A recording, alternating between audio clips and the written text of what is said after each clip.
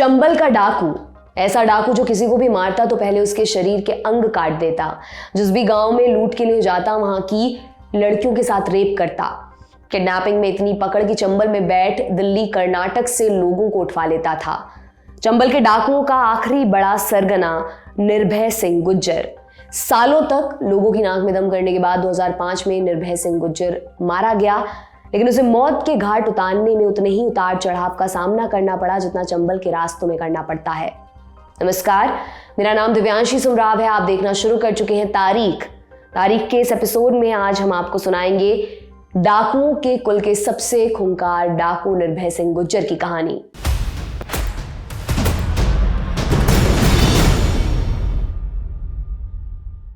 Bhind, Morena, Shivpuri, Chitrakoot, Rewa, Etawah, MP, Rajasthan और UP के बहुत बड़े क्षेत्रफल में फैला हुआ इलाका चंबल नदी के पास बसा ऐसा इलाका जिसकी हर पगडंडी एक सी लगती है। ऐसी नदी जिसके लिए माना जाता है इसके पानी में ही बगावत की तासीर है। मुगलों के वक्त से बागियों की पनाहगाह के नाम से चंबल पहचाना जाता रहा है। धीरे धीरे बागियों की पनाहगाह डाकुओं का गढ़ बन गई। ऊबड़ खाबड़ जगहों से भरा हुआ, कहीं ऊंची तो कहीं नीची जमीन, टीले, ऐसी जमीन जिसको डाकू अपना ठिकाना बनाना पसंद करते हैं। इसी चंबल के बीहड़ों में सैकड़ों डाकुओं ने राज किया, चाहे डाकू मान सिंह हो या पान सिंह, डाकू माधो सिंह हो या मोहर सिंह, सबकी साख चंबल में जमी। यहाँ तक कि महिला डाकुओं ने भी चंबल पर राज किया है। इनमें फूलन देवी और पुतलीबाई का नाम सबके जहन में रहता है। इसी इलाके में जन्म लिया दहशत के पर्याय निर्भय सिंह गुज्जर ने। चंबल के डाकुओं की कहानी का लगता है एक सांचा है जिसमें घटनाओं को पिघलाकर डाल दें तो एक डाकू तैयार हो जाता है। निर्भय की जिंदगी में ये सांचा गांव गंगादासपुर से ढलना शुरू हुआ।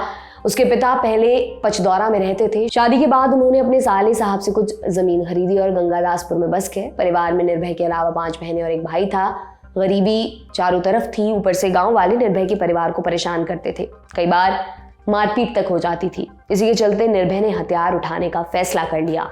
गरीबी के चलते चोरी भी शुरू कर दी। 1986 में एक दिन उसने जालौन के चुरखी क्षेत्र के एक अमीर आदमी के घर चोरी करने की कोशिश की। इसी चक्कर में पकड़ा गया।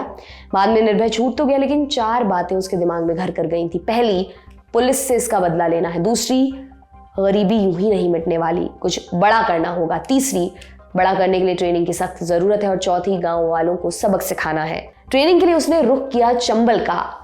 बीहड़ में उन दिनों लालाराम की गैंग बड़ी मजबूत थी। निर्भय सीधे लालाराम के पास पहुंचा।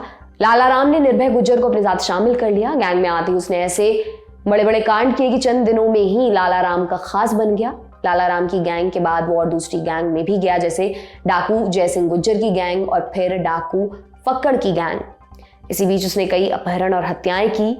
दरअसल लालाराम ने सीमा परिहार नाम की एक लड़की को किडनैप कर अपनी गैंग में शामिल कर लिया। इस लड़की से निर्भय सिंह गुज्जर को प्यार हुआ और बाद में दोनों ने शादी भी की। सीमा किडनैप होने के बाद डरी सहमी सी रहती थी। कुछ वक्त पहले हमारे साथी सिद्धांत ने सीमा से बात भी की थी। क्या बताया था उसने, सुनिए। अपहरण के लिए अपहरण कर सकते हैं बागी लोग, लेकिन उसके साथ में अत्याचार नहीं करेंगे। बस वही अत्याचार है कि आपको अपराधी दुनिया में डाल देंगे, लेकिन अगर ये देखा जाए कि शारीरिक शोषण करते हैं, नहीं करते हैं। हथियार कब उठाए? हथियार मैंने उठाया है, हमारा 93 में कनौ अपहरण हुआ था। 3 साल के बाद में मैंने हथियार उठाया है। जब हमारे गांव आप औरैया जिला में अब लगता है क्योंटरा गांव पड़ता है। क्योंटरा गांव के बगल में एक मल्लाहन का गांव है, मढ़ापुर के पास से हम निकल रहे थे तो हमें रास्ते में एक मल्लाह मिल गया। वो हमारे गांव का था मल्लाह। तो उसने जब मिल गया तो उसने पहले पैर छुए। पैर छूने के बाद में उससे बैठ के बतराने लगे। तो बोले कि बुआ जी, तुम्हारे मम्मी पापा सब जेल में चले गए और तुम्हारे घर की कुड़की हो गई। तो जब मैंने सुना तो एक धक्का तो लगता ही है, मम्मी पापा जेल में चले गए। उसके बाद में हमने लालाराम से पूछा है कि मैंने आज दिन तक कभी अपराध नहीं किया है, फिर हमारे घर की कुड़की कैसे हुई है। तो लालाराम जी ने बताया कि आप जब आपका अपहरण हुआ था, आप 1-1.5 महीना बाद आपराधिक दुनिया में पहुंच चुकी थी। सीमा आगे चलकर खुद भी एक बड़ी डकैत बनी। बाकायदा निर्भय को गैंग से निकालने वाली खुद सीमा ही थी। 1-2 गांव से हमें निर्भय गुर्जर की शिकायतें मिली थी। और जिस दिन भगाया था तो जमुना के किनारे आपने अगर कभी सुना हो सिकन्ना बरतौल है, तो सिकन्ना इनको हमने भेजा था। तो कुछ काम से वहाँ जाके उसके साथ में 3 और गए थे सदस्य, और ये सिकन्ना गांव में जाके उसके बाद में बीजलपुर की तरफ मिस्रपुरा गांव पड़ता है। तो मिस्रपुरा गांव में एक नाई के घर में एक औरत के साथ में छेड़खानी करके आए थे। तो ये लोग लौटे हैं सुबह के 4 बजे। जब हम लोगों ने पूछा कि आप लोगों को इतने टाइम कहाँ लगा, तो इनने नहीं बताया। जब उनको 4 गए थे तो 4 पे जब डंडा लेके पूछा गया तो वो 3 गए थे, तो बोले कि ऐसे ऐसे आए हैं और जे गांव में आके ये एक नाई के घर में गए थे, इनने एक औरत के साथ में छेड़खानी करके आए। तो उसी दिन से बस छेड़खानी की जी निर्भय ने, क्योंकि 2 शिकायतें और मिल चुकी थी, तो हमने कि इसके साथ में रहना गलत है, इसको गैंगई में नहीं रखेंगे। तो वहीं से निर्भय गुर्जर को 5 बजे वहीं सुबह 5 बजे गैंग से भगा दिया था। कि तेरे को मारेंगे तो नहीं, लेकिन तू यहाँ से गैंग में नहीं रखेंगे, वहीं से भगा दिया था।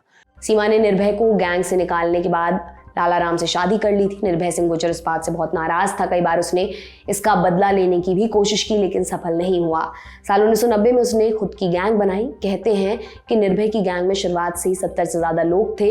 इसके बाद तो निर्भय का आतंक चंबल के बीहड़ों से शहर के गलियारों तक गूंजने लगा।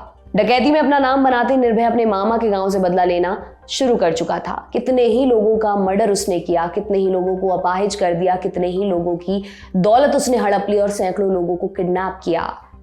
अच्छा, यहाँ पर किडनैपिंग का जिक्र बार बार हो रहा है, जिससे हो सकता है आप सोच रहे हो कि ये तो बड़ा शहरी सा अपराध है, डाकू तो लूट मार डकैती करते हैं, किडनैपिंग में इतनी सक्रियता कैसे? असल में बात यह है कि बैंक और लॉकरों के आ जाने से लोगों ने ज्यादा रकम लेकर घूमना बंद कर दिया। घरों में भी कम सामान रखने लगे। ऐसे में डाकुओं की कमाई कम हो गई, तो उन्होंने किडनैपिंग का तरीका अपनाया। इसमें उन्हें यह लगा कि दौलतमंद इंसान को या उसके घर वाले को किडनैप कर लिया जाता। अब उसकी दौलत कहीं भी रखी हो, फिरौती की शक्ल में वो खुद चलकर डाकुओं के पास आ जाती। डाकुओं की भाषा में इसे पकड़ कहते हैं। निर्भय का पकड़ को लेकर भी एक कानून था। जिसे भी किडनैप करता उसे 25 दिन की मोहलत मिलती। या तो 25 दिन के भीतर मुंह मांगी रकम देकर छुड़ा ले जाओ, या फिर निर्भय निर्दयी तरीके से हत्या कर देता।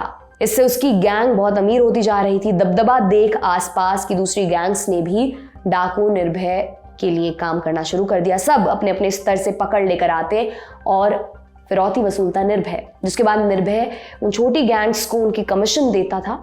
ये कमीशन 50% तक भी होती थी। ये करते करते किडनैपिंग का जाल कानपुर, आगरा के अलावा दिल्ली जैसे बड़े शहरों से लेकर दक्षिण के छोटे शहरों तक भी फैल चुका था। इस जाल का हिस्सा लड़कियां भी थीं। लड़कियां भी निर्भय के इस काम में मदद कर रही थीं। निर्भय का शौक भी था अपनी गैंग में खूबसूरत और जवान लड़कियों को रखने का, लेकिन वो जिंदगी भर इसी शौक का खामियाजा भुगतता रहा। उसकी गैंग से कुछ कुख्यात महिला डाकू भी निकली, जैसे मुन्नी पांडे, पार्वती उर्फ चमको, सीमा परिहार, सरला जाटव और नीलम गुप्ता। निर्भय की 4 बीवियां थीं, जिनमें से पहली दस्यु सीमा परिहार की कहानी हम आपको बता चुके हैं। इसके अलावा नीलम गुप्ता और सरला जाटव से भी निर्भय गुर्जर ने शादी की थी। इनकी कहानी भी सुनने लायक है। नीलम गुप्ता जब महज 13 वर्ष की थी, तब निर्भय उसको किडनैप कर अपनी गैंग में लाया था। पहले उसके साथ खूब दुर्व्यवहार उसने किया, मगर बाद में उसके प्यार में पड़ गया।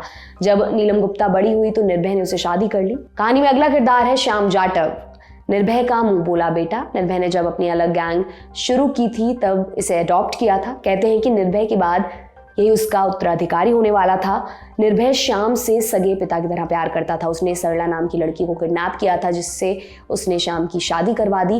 लेकिन इसी बीच निर्भय की बीवी नीलम को श्याम पसंद आ गया। दोनों में प्यार इतना बढ़ गया कि जिस निर्भय से पूरा इलाका खौफ खाता था, उसकी नाक के नीचे दोनों एक दूसरे के साथ भाग गए। भागने के बाद नीलम और श्याम ने शादी कर ली।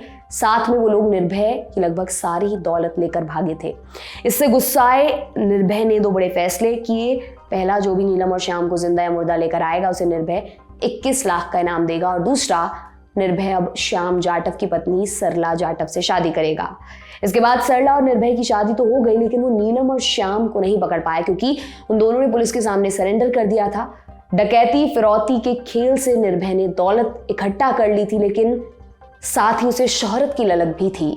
अपना नाम फैलाने के लिए निर्भय ने पहले अखबारों को इंटरव्यू देना शुरू किया। इसके बाद उसका संपर्क टीवी चैनल्स से भी बना। अलग अलग टीवी चैनल्स के रिपोर्टर्स निर्भय के अड्डे पर उसका इंटरव्यू करने जाते थे। ऐसे कुछ इंटरव्यूज में निर्भय के अलावा नीलम गुप्ता, सरला जाटव, श्याम जाटव और उसके कुछ साथियों के बयान आए थे। इस कवायद से निर्भय का नाम बना, लेकिन यही उसके अंत की वजह भी बनी। निर्भय की दबंगई पूरे उफान पर थी और गैंग के खजाने भरे हुए थे। तब उसने इंटरव्यूज पर राजनीतिक बयान भी देने शुरू कर दिए। कुछ समय बाद निर्भय का टीवी इंटरव्यू देने का चस्का चरम पर पहुंच चुका था। एक तरफ वो अपना बखान कर रहा था, कहीं कहीं सफाई भी दे रहा था। वो सरकार और चुनावों पर भी खुलेआम बात करता था। इसकी वजह से सरकार पर दबाव बनने लगा।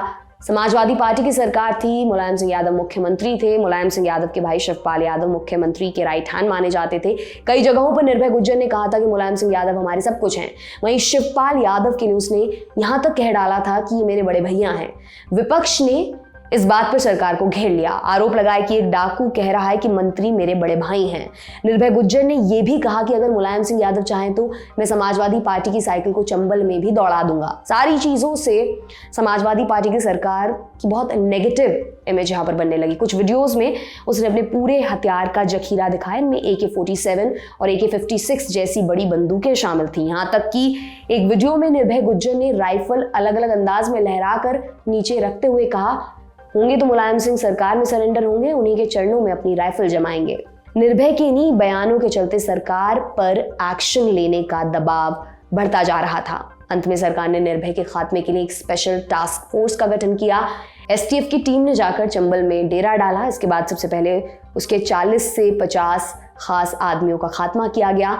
इन लोगों के ठिकाना लगने के बाद निर्भय गुज्जर कमजोर होता जा रहा था। निर्भय को एक के बाद एक जिस तरह महिलाएं छोड़कर जा रही थी, उसका भी मानसिक प्रभाव उस पर पड़ रहा था। खासकर नीलम और श्याम वाले मामले का उसके दिमाग पर गहरा असर हुआ था। फिर पुलिस की मुखबिरी भी मजबूत होती जा रही थी। इन मुखबिरों में अपने सरेंडर के बाद नीलम गुप्ता और श्याम जाटव भी शामिल हो गए थे। बड़ा झटका निर्भय को उस वक्त लगा जब उसका सबसे खास आदमी मारा गया। निर्भय का प्रमुख सिपहसलार बुद्ध सिंह उर्फ लाठीवाला को यमुना किनारे एनकाउंटर में मार दिया गया। लाठीवाला के साथ हथियारों का भी जखीरा चला गया। कमजोर हो चुके निर्भय ने छतरपुर के एक बिजनेसमैन से मिलने के लिए संपर्क किया। कहा जाता है कि निर्भय गुज्जर अपने पैसे उस बिजनेसमैन के पास रखवाता था। जब निर्भय गुज्जर को लगा कि उसका बुरा दौर शुरू हो रहा है तो वो उस बिजनेसमैन से सारे पैसे लेकर भाग जाने की प्लानिंग कर रहा था। शायद हुलिया भी बदल लेता, लेकिन छतरपुर से मिलने की खबर STF को लग गई। STF ने जाल बिछाया। ये भी माना जाता है कि उस बिजनेसमैन ने भी STF से मुखबिरी कर दी। खबर पक्की थी। गुज्जर वहां पहुंचता है और इसके बाद STF उस पर दमकती है। मुठभेड़ होने लगती है। करीब 1.5 घंटे चले इस एनकाउंटर में निर्भय गुज्जर इटावा के जंगलों में मारा गया। निर्भय गुज्जर को मारा STF के SSP अखिल कुमार ने। मरते वक्त निर्भय गुज्जर 47 साल का था। उसके सर पर मर्डर, लूटमार, डकैती, किडनैपिंग जैसे 200 से ज्यादा क्रिमिनल केसेस थे। यूपी में ही उसके ऊपर 175 से ज्यादा क्रिमिनल केसेस थे। माना जाता है अगर उसको मीडिया की चमक धमक का लालच नहीं होता, अगर वो टीवी इंटरव्यूज में सरकार और राजनीति की बात नहीं करता, तो शायद आज मारा नहीं जाता। ये भी हो सकता था कि वो सरेंडर करके जिंदा बच जाता और बाद में उसे चुनाव का टिकट भी मिल जाता। लेकिन ज्यादा शौहरत के लालच की वजह से ऐसा कुछ मुमकिन नहीं हो पाया। उसके बाद भी चंबल में और डाकू आए, पर छोटे मोटे। निर्भय सिंह गुज्जर जितना बड़ा डकैत फिर वहां नहीं हुआ। इसके पीछे एक बड़ी वजह यह भी है कि उस इलाके में पुलिस का नेटवर्क अच्छा हो गया। कोई बागी बन जाता है तो पुलिस उस पर पैनी नजर रखती है। इसके साथ ही पुलिस तकनीकी रूप से भी सक्रिय और मजबूत हो गई है। कुछ क्राइम तो अभी भी होते हैं, पर उस लेवल के नहीं। आज के लिए बस इतना ही। तारीख का ये एपिसोड आपके लिए लेकर आए थे हमारे साथी कमल। देखते रहिए दी लल्लन टॉप। बहुत बहुत शुक्रिया।